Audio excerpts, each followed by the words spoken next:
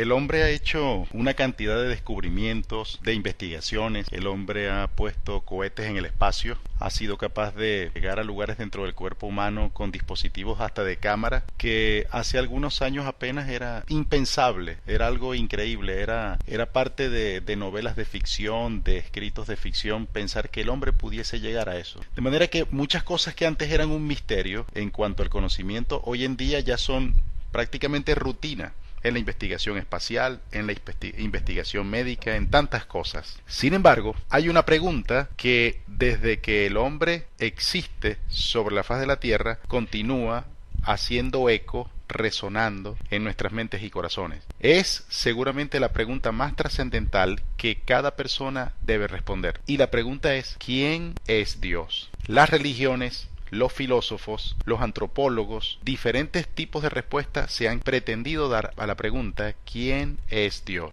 Tratar de responder de una manera humanista, de una manera filosófica, tomaría posiblemente semanas o meses. Son debates y debates de lo que se llama el problema ontológico, es decir, el problema de los orígenes. La palabra ontología, ontológico, tiene que ver con el origen de las cosas, con el origen de algo. Pero lo que nos proponemos en los próximos minutos, con estas reflexiones que hemos tenido a bien llamar, mi amigo Alfonso, refrigerio espiritual, y específicamente en los próximos minutos, es el hombre que ha sido capaz de llegar tan alto en el espacio, incluso tan adentro del cuerpo humano, que podamos hacer una pausa, cada uno de nosotros, y buscar en nuestro ser interior, en nuestra mente, tratar de contestar ¿quién es Dios? Pero específicamente, ¿quién es Dios para mí? Para muchos, Dios, la palabra Dios significa una fuerza. Para otros, Dios es el universo mismo. Para otros, Dios es un mito, una creación del hombre para tratar de mitigar, de acallar un deseo interno, de satisfacer ciertas necesidades del ser intelectual. Sin embargo, qué interesante que lo que llamaríamos las religiones monoteístas, o como dicen algunos, las grandes religiones monoteístas del mundo, estamos hablando del islamismo, del cristianismo y del judaísmo, nos presentan a Dios de una manera personal, y sin embargo, cada una de estas tres religiones parecieran presentar algunos atributos similares, pero entre ellas también ciertas diferencias de la forma como perciben a Dios. ¿Quién es Dios? Una de las cosas que nosotros necesitamos contestar de forma personal es ¿quién es Dios para mí? Porque ciertamente hasta que esa pregunta no tiene una respuesta adecuada para cada persona, su vida no va a estar enfocada en lo que pudiéramos considerar el destino más importante para el ser humano. La gente puede reír, se hacen burlas, se ridiculiza cada vez que se tocan el tema del espíritu, el tema del alma, el tema de la inmortalidad o no. Existen los movimientos que llaman del ateísmo, que suelen menospreciar todo lo que tiene que ver con lo que no sea visible, palpable a los ojos. Sin embargo, cuando nos quedamos a solas con nosotros mismos, lejos de la influencia de las personas que nos ven, o lejos de la impresión que le queremos dar a los que están a nuestro alrededor, existe una especie de inquietud dentro de nosotros, que cuando somos francos con nosotros mismos y podemos mirarnos en el espejo espiritual, pareciese que hay una voz muy dentro de cada uno que nos dice ¿quién soy? Pero para poder responder la pregunta ¿quién soy? Y esa sería la pregunta ¿qué es el hombre? Necesariamente necesitamos responder primero la pregunta ¿quién es Dios? En los próximos minutos queremos compartir entonces algunas ideas, algunas reflexiones para ayudar a crecer, pero para aprovechar bien la importancia que tiene para cada persona llegar a tener esa respuesta a su vida. ¿Quién es Dios y quién es Dios para mí?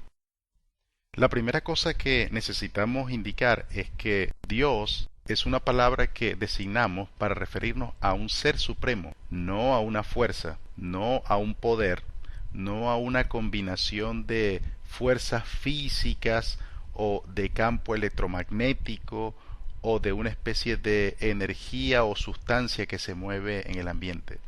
La palabra Dios es una palabra que utilizamos para referirnos a un ser al cual no le colocamos nombre alguno, sino que es una expresión del ser supremo, del ser que está por encima de todos los demás, pero intrínsecamente reconocemos que es una persona. Lo que ocurre es que cuando nosotros escuchamos la palabra persona, lo que automáticamente viene a nuestra mente es una cabeza, dos brazos, dos piernas, un tronco, porque es la imagen que solemos asociar con persona. Pero en realidad, cuando decimos que Dios es un ser personal, lo que estamos diciendo es que tiene cualidades intelecto espirituales, que tiene cualidades intrínsecas de un ser que existe en sí mismo, es decir, tiene su propia personalidad. Para muchas religiones no existen sino muchos dioses. Incluso hay religiones para las cuales existen semidioses. Y de esas creencias se han creado mitologías, se han creado leyendas como Hércules, como Perseo y otra serie de personajes que combinan creencias que se han venido acumulando en la historia de la humanidad, en la cual a personajes que pudieron haber existido en un momento determinado se les dieron características sobrehumanas, o fábulas que se escribieron sobre personajes míticos que no existieron, pero que en la medida que pasó el tiempo alguien llegó a sugerir que sí habían existido esos semidioses. Pero lo cierto es que Dios, en primer lugar, debemos entenderlo, debemos percibirlo como un ser espiritual supremo, por encima de todas las cosas, y que, entre otras, tiene la característica de que es el creador de la vida y del mundo tal cual como lo vemos y lo conocemos. Existen muchos misterios que no nos es dado a nosotros tratar de comprender en cuanto a lo que es la formación, la creación misma. Los científicos que no creen en Dios, aunque hay científicos que sí lo hacen, pero llamemos el lado ateo de la ciencia, lo que suele decir es que quienes creemos en Dios, en realidad lo que estamos es negando el interés por el conocimiento porque no podemos explicar la creación. Pero lo cierto es que la ciencia tampoco ha podido explicar la creación. Se han podido explicar muchos procesos, se han sugerido teorías, se han propuesto algunas hipótesis, pero lo cierto es que la ciencia, con todo y las grandes cosas que le ha permitido al hombre llevar adelante, tampoco ha descifrado el misterio del origen. De manera que tratar de explicar o de presentar, de compartir quién es Dios, no necesariamente pretende aclarar el origen de las cosas, pero nuestra propuesta es que Dios es el ser espiritual supremo, creador del cielo, del universo como le conocemos, aunque aceptamos que existen misterios asociados a esto que estamos proponiendo, a esto que estamos sugiriendo, pero al decir que Dios es un Dios personal, podemos decir que a través de su creación le podemos llegar a conocer. Hubo un hombre llamado David que escribió en cierto momento, refiriéndose a lo que él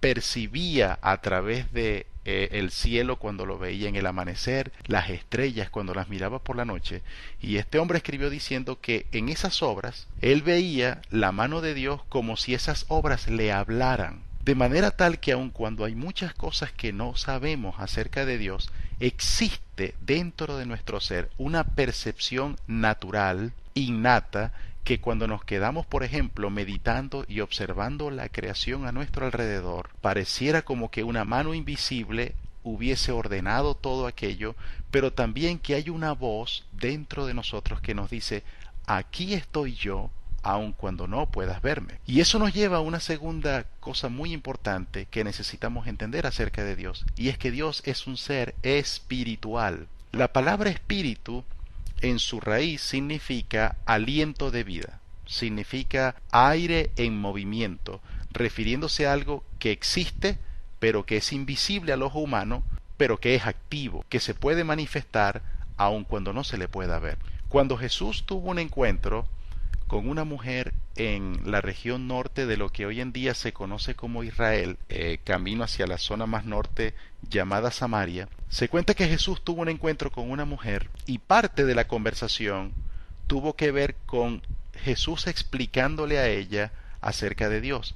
Y qué interesante que le dice en cierto momento, Dios es espíritu y aquellos que le adoran deben adorarle en espíritu y en verdad. ¿Qué quiso decir Jesús al expresarle a esta mujer, Dios es espíritu? Le estaba diciendo a la mujer, tú no lo ves, pero Él existe. No le presentó a Dios como una fuerza, o como una cosa, o como un ente sin forma, sino como alguien personal, pero que es esencialmente, primariamente espiritual.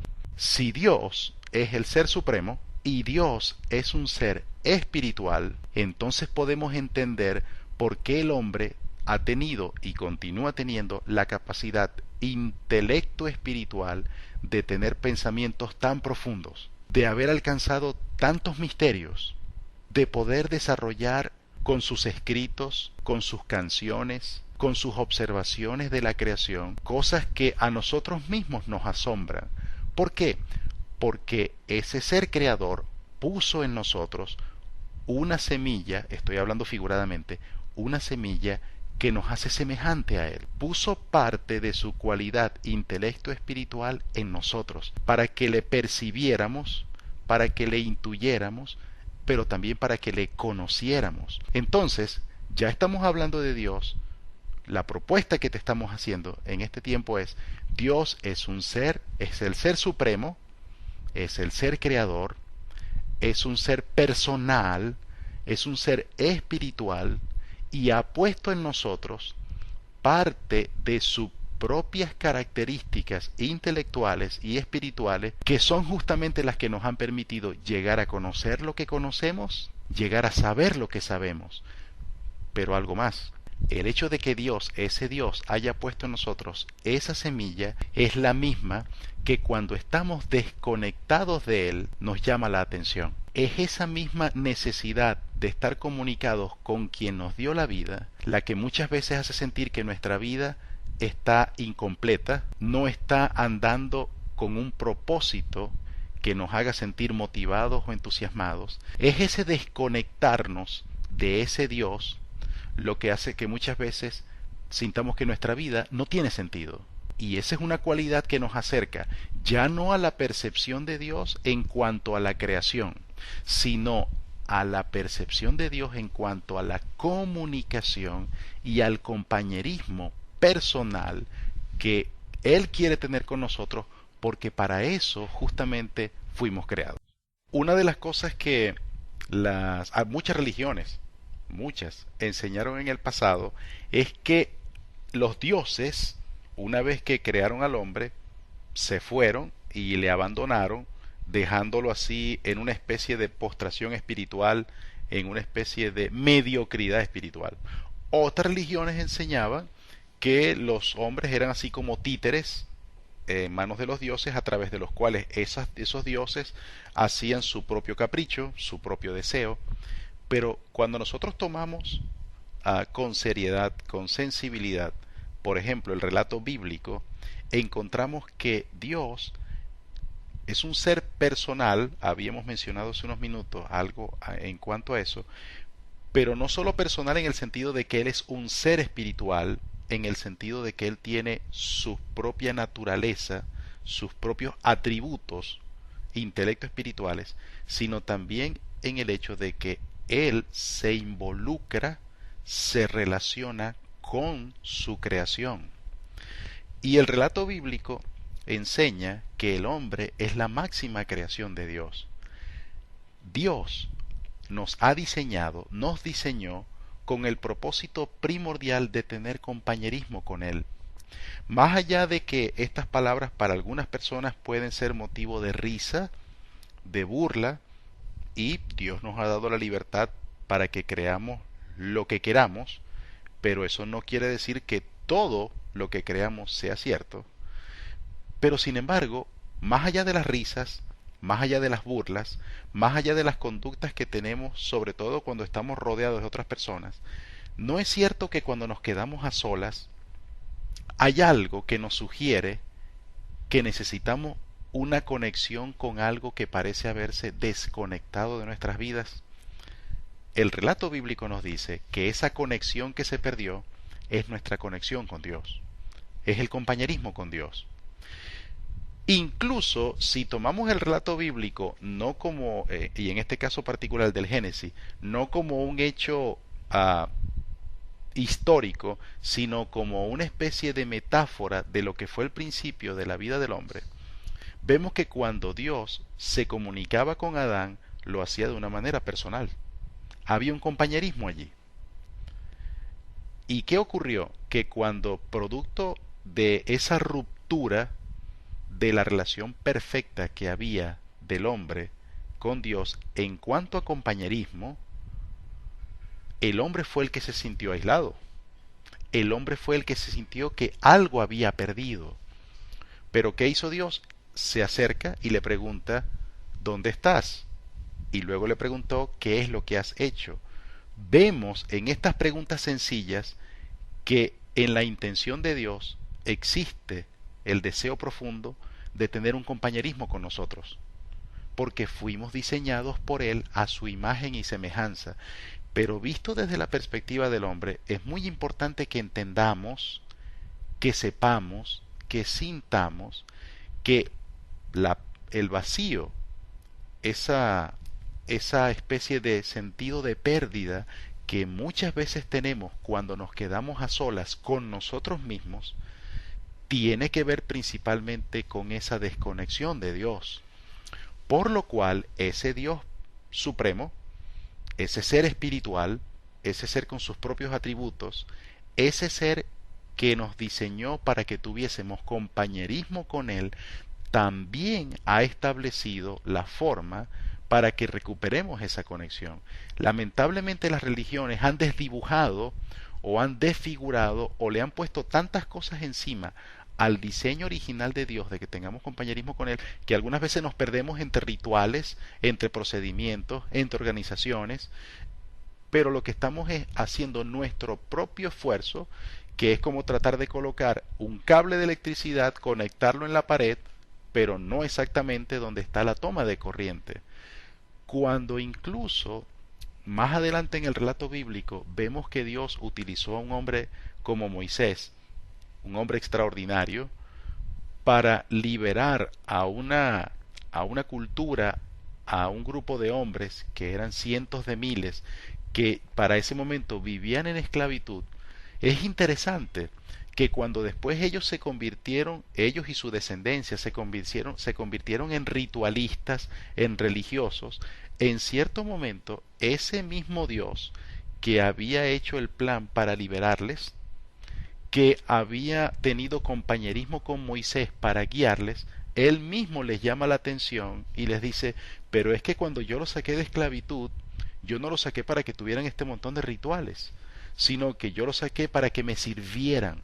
Y la palabra servir, en el contexto que la podemos ver bien, no se refería a ser esclavos, sino para ser útil a algo, para cumplir un propósito para algo. Creo que uno de los grandes problemas que hoy en día tenemos para responder la pregunta ¿quién es Dios? Es que hemos vaciado el cuarto de nuestra vida espiritual de cualquier semilla de fe, de cualquier compañerismo personal con Dios y lo hemos sustituido con rituales y religión. Y cuando hacemos eso, en lugar de acercarnos al diseño original, nos parecemos más al diseño de los que estando en esclavitud, pero que cumpliendo una serie de procedimientos, creen que están más liberados que cuando estaban en el desierto, pero escuchando la voz directamente. Ejercicios como por ejemplo lo que llaman meditación trascendental, lo que llaman yoga y otra serie de creencias de ese estilo, el yin yang, el feng shui, todas esas cosas, ¿qué es lo que hacen? Lo que hacen es enfocar al hombre en su capacidad intelectual, en su sensibilidad espiritual, y le dicen que dedique ciertos minutos al día, que suelen ir creciendo progresivamente, como para que la persona se mantenga en una especie de éxtasis o de concentración mental. Y por supuesto somos seres diseñados con un componente intelectual muy importante. Cuando hacemos esto estamos desarrollando cualidades intelectuales. Por supuesto que eso puede producir un crecimiento. El problema está que cuando ese crecimiento intelectual no está conectado con el carácter de Dios, seguimos perdidos en el desierto.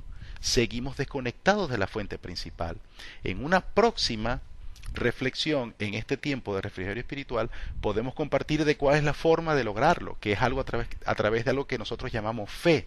Pero no podemos hablar de fe si primeramente no entendemos que el Dios con el cual queremos comunicarnos es un Dios espiritual que nos diseñó a nosotros también en forma espiritual y con el cual perdimos la conexión producto de nuestra desobediencia, pero que Él está interesado en que ese vínculo se vuelva a producir. Quiero terminar este tiempo con algo muy importante. Qué interesante que cuando la primera pareja desobedeció a Dios, algo ocurrió que trataron de cubrir sus cuerpos con unas hojas que ellos improvisaron. ¿Y saben lo que hizo Dios? Dice el relato bíblico que Dios los cubrió con pieles. Si los cubrió con pieles, es porque algún animalito tuvo que ofrendar su piel. Es decir, allí hubo un sacrificio. Qué interesante que Dios no sacrificó a la primera pareja, sino que sacrificó a otra, en este caso, posiblemente fue a un cordero, para cubrir la vergüenza de la primera pareja. Lo que está manifestando allí es la cualidad posiblemente más beneficiosa para nosotros en cuanto a Dios. Porque al mismo tiempo que estaba diciendo, yo no estoy dispuesto y no puedo porque mi carácter me niega que yo pueda tener un compañerismo estrecho con un ser desobediente, pero en lugar de destruirlo, lo que voy a hacer es crear el camino, la forma para que ese compañerismo sea restituido, aunque incluso en este caso el camino implique un sacrificio. Y ese sacrificio tiene mucho que ver con nuestro concepto del bien y el mal, con nuestro concepto de la fe. Y de eso hablaremos en un próximo espacio. Pero hoy quiero terminar diciéndole que su vida, su estabilidad espiritual, su crecimiento, incluso intelectual, va a depender mucho de quién sea Dios para usted. Hay personas a su alrededor que si usted toca este tema con ellos, algunos se van a burlar, otros le van a decir que vaya a una iglesia o que visite cierta religión o que se una a cierta organización. Y yo estoy seguro que en cada una de esas cosas, con cada una de esas organizaciones, usted seguramente va a encontrar algo bueno, en algunos casos mejor que otras, para su crecimiento intelectual. Pero su crecimiento espiritual usted solamente lo puede asegurar conectándose con ese Dios personal. Y es Él quien ha dicho cómo usted lo puede lograr. De eso le hablaremos en un próximo espacio, pero usted necesita entonces hoy responder esta pregunta. ¿Quién es Dios para mí? Si hasta hoy todo lo que usted sabe de Dios tiene que ver con una religión, con una iglesia, con una organización, déjeme decirle que usted todavía no ha conocido a Dios. Cuando usted comience a ver a ese Dios personal que le creó, pero que le ama, para el cual usted es lo más hermoso y lo más importante, su vida va a cambiar. Y su concepto de usted mismo va a cambiar, porque justamente en una próxima oportunidad queremos hablarle de qué es el hombre. Para responder la pregunta ¿qué es el hombre?, que sería equivalente a contestar ¿quién soy yo o qué soy yo?, usted necesita contestarse a sí mismo ¿quién es Dios para mí? Y yo le animo a que lo haga.